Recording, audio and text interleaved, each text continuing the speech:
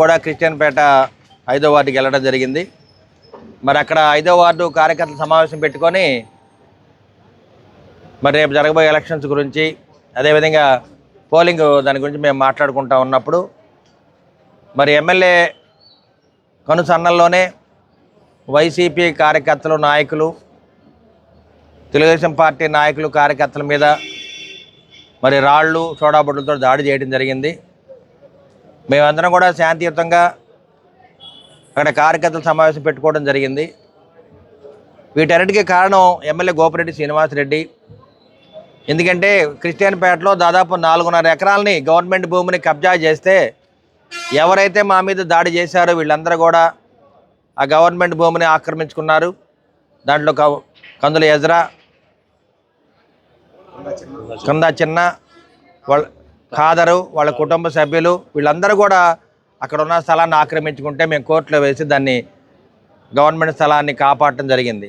ఇవన్నీ కూడా మనసులో పెట్టుకొని ఏదైతే శాంతియుతంగా కార్యవర్గ సమావేశం జరుగుతుందో కార్యకర్తల సమావేశం ఇటువంటి కార్యక్రమాల్లో దాన్ని భగ్నం చేయడానికి ఎమ్మెల్యే గోపిరెడ్డి శ్రీనివాసరెడ్డి వీళ్ళని మా మీద ఉసిగొల్పి మా మీద రాళ్లతోటి సోడాబుడ్లతో దాడి చేయడం జరిగింది.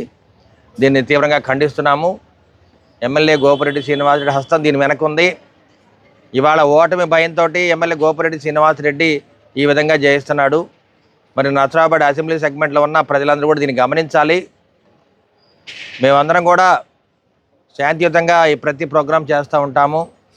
మరి లా అండ్ ఆర్డర్ పోలీసు వాళ్ళు కూడా తెలిసి ఇవన్నీ దగ్గరుండి ఎమ్మెల్యే గోపిరెడ్డి శ్రీనివాసరెడ్డి దీనికి ప్రధాన కారణము. అది ఏదైతే గవర్నమెంట్ భూములు ఆక్రమించుకుందాని ప్రయత్నం చేశారో అవి వాళ్ళకి దక్కకుండా చేసామని అక్కస్తోటి వాళ్ళ మా మీద దాడి చేయడం జరిగింది. ఈ దాడిని తీవ్రంగా ఖండిస్తున్నాము. అదేవిధంగా పోలీసు వాళ్ళు మేము ఒకటే కోరేది, ఎవరైతే మా మీద దాడి చేశారో ఎవరైతే తెలుగుదేశం పార్టీ నాయకులు కార్యకర్తల మీద దాడి చేశారో వాళ్ళని అరెస్ట్ చేయమని మరి పోలీసు వాళ్ళని కోరుతూ ఉన్నాం. అదేవిధంగా ఈ దాడిలో మరి ఒక అతనికి కాలుకి దెబ్బ తగిలింది రాయేసి కొట్టడం వల్ల, ఇంకో అతనికి ఏమో తలకా బయలింది. సోడా బొడ్లు విసిరేయడం వల్ల ఒక అతనికి కాల్లో సోడా పెంకులు గుచ్చుకోవడం జరిగింది. మరి వాళ్ళందరికీ కూడా ట్రీట్మెంట్ ఇస్తూ ఉన్నాము. ఏదైనా ఈ దాడిని ఎలక్షన్స్ ముందు ఇటువంటి దాడి జరగడం అనేది చాలా దుర్మార్గం. ఇటువంటి దాడిని ఖండిస్తున్నాము. దీనికి పూర్తి బాధ్యత గోపిరెడ్డి శ్రీనివాసరెడ్డి వహించాలి.